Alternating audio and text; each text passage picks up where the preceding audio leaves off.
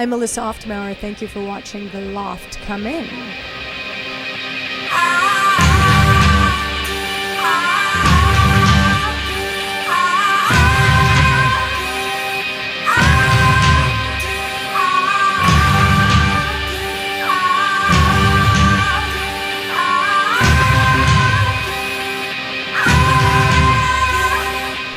Welcome to The Loft. We're back with Melissa Auf der Maur. Last time that we spoke with her was when she was beginning the release of her album, Boom. Often when people ask me what the difference about being a bass player in somebody else's band where you're nurturing another captain's vision compared to being now at the helm trying to navigate my own vision, being a bass player in somebody else's band is like a vacation. It's like this sort of, you're riding somebody else's wave.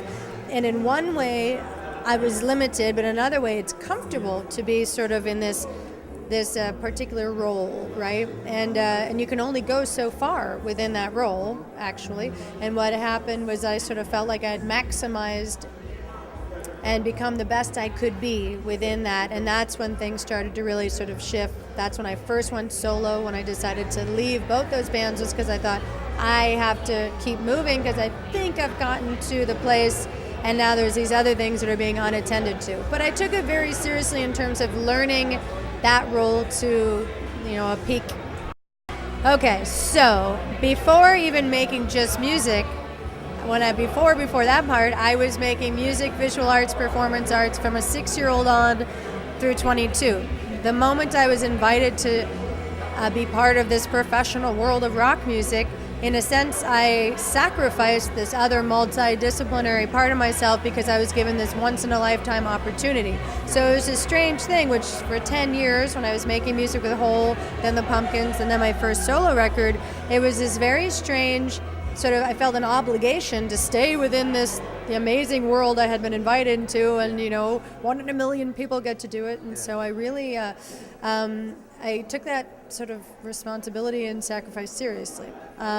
When I got off tour of my first solo record, I basically made a promise to myself. I had completed a decade of pure music, and in the system of major labels of music. And at the end of that decade, I remember thinking, I gotta change. I gotta move on to open up this box in my chest called my heart and blow it open so that I can expand, feel more, and experiment more. So at the very top of the project, I thought, I only got one life. I gotta just do this now. And that's when I decided to sort of make the most of my visual, conceptual, multimedia roots mixed with the 10 years of definition and tools and life and business experience I had in those professional years and put them together. And then here I am 5 years later with this strange multi-dimensional project called But it was a lot of deconstructing and reconstructing and a lot of learning curves. What happened at Sundance? What happened at Sundance? Well, shockingly, out of our minds, the film was invited to premiere there, but I thought it was a kind of conservative film festival, but they actually had just started a New Frontier section, which is the section that we were a part of, which was like the new shapes of film. So that was kind of amazing to see that there was that. And then when I went to the Canada party, because Canadians gravitate to each other's like magnets, I was at the Canada party describing my project to another Canadian, saying, I've been experimenting with this thing that's a film and it's an album and it can go to galleries and can go to live performances.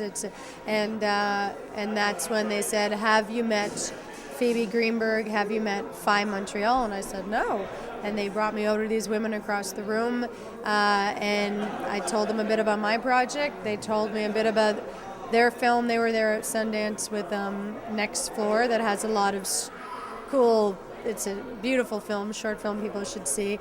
And we hit it off, and basically a couple women, like-minded women, found each other at Sundance, and we had one thing in common, Montreal. And that right away made me trust them. And then in them I found my partners for this new official structure, which will release these strange projects that I've made.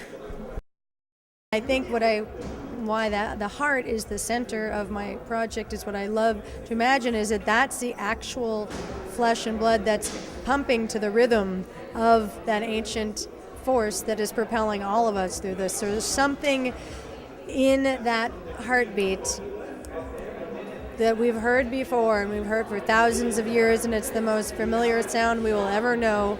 And the reason why I don't see this bloody heart as a gory thing, but as just it's a beautiful vessel that's containing that eternal power. Thanks, Melissa.